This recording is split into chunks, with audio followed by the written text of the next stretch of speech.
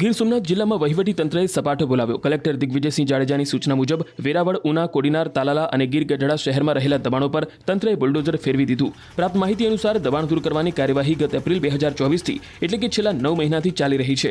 ઉલ્લેખનીય છે કે તંત્રએ અત્યાર સુધીમાં જિલ્લામાં કુલ 3494 દબાણો દૂર કર્યા છે, જેમાં 785 સરકારી જમીન પરના દબાણો દૂર કરવામાં આવ્યા। 561 માર્ગ અને મકાન વિભાગ, જેમાં રસ્તાઓ, વોકડાઓ, શેરીઓ તેમજ 2141 ગૌચરની જમીન પરના થયેલા દબાણોને દૂર કરાયા। તો ગીર સોમનાથ જિલ્લામાં 21 જેટલા ધાર્મિક દબાણોને પણ દૂર કરવામાં આવ્યા। આમ તંત્રએ 1218 કરોડની જમીન પર રહેલા દબાણોને દૂર કર્યા અને આગામી સમયમાં પણ આ કાર્યવાહી યથાવત રાખવામાં આવશે। એપ્રિલ મહિનાથી આ ઝુંબેશ ચાલુ કરેલી, એમાં લોકોની પણ રજૂઆત હતી, અમારા સર્વેના રિપોર્ટ પણ હતા।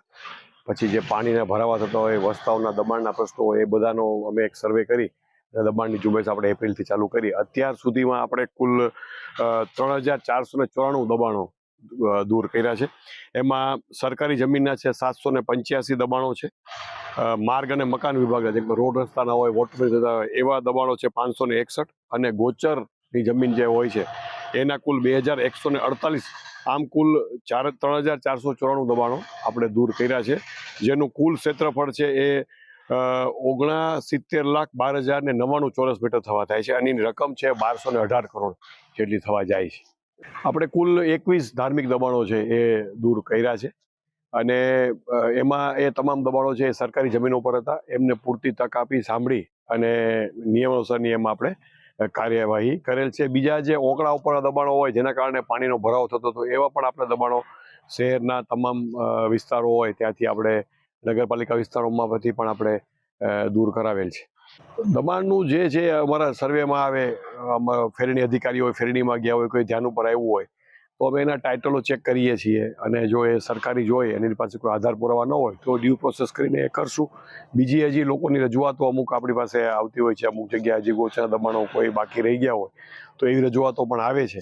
બીજું, મોન્સૂન હવે આવશે, ભલે 6 મહિનાની વાર છે, પણ અમારા માટે આદર્શ સમય છે કે આ આપણે જાન્યુઆરી એન્ડ હવે આવી ગયો છે, તો ફેબ્રુઆરીથી આ કાર્યવાહી શરૂ કરી તો 2-3 મહિના જો આ કામગીરી સારી રહે તો પાણીના જે ભરાવાના પ્રશ્નો છે એ મહદઅંશે આપણે ટાળી શકીએ। ગીર સોમનાથ જિલ્લામાં વહીવટી તંત્રએ સપાટો બોલાવ્યો। કલેક્ટર દિગ્વિજયસિંહ જાડેજાની સૂચના મુજબ વેરાવળ, ઉના, કોડીનાર, તાલાલા અને ગીર ગઢડા શહેરમાં રહેલા દબાણો પર તંત્રએ બુલડોઝર ફેરવી દીધું। પ્રાપ્ત માહિતી અનુસાર દબાણ દૂર કરવાની કાર્યવાહી ગત એપ્રિલ 2024થી એટલે કે છેલ્લા 9 મહિનાથી ચાલી રહી છે।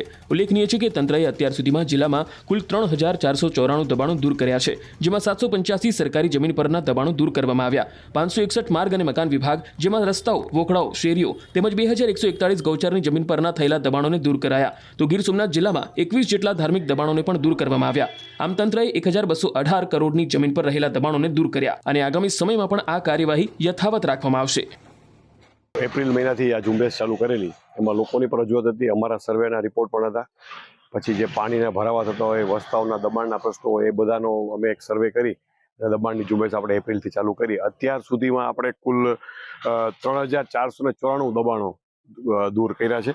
એમાં સરકારી જમીનના છે 785 દબાણો છે, માર્ગ અને મકાન વિભાગના જેમાં રોડ રસ્તાના હોય, વોટર થતા હોય એવા દબાણો છે 561, અને ગોચરની જમીન જે હોય છે એના કુલ 2148।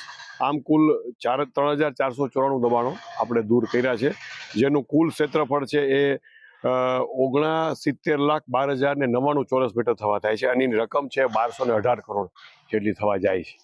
આપણે કુલ 21 ધાર્મિક દબાણો છે એ દૂર કર્યા છે, અને એમાં એ તમામ દબાણો છે એ સરકારી જમીનો પર હતા। એમને પૂરતી તક આપી, સાંભળી અને નિયમાનુસારની એમાં આપણે કાર્યવાહી કરેલ છે। બીજા જે ઓકળા ઉપરના દબાણો હોય જેના કારણે પાણીનો ભરાવો થતો હતો, એવા પણ આપણે દબાણો શહેરના તમામ વિસ્તારો હોય ત્યાંથી આપણે નગરપાલિકા વિસ્તારોમાંથી પણ આપણે દૂર કરાવેલ છે।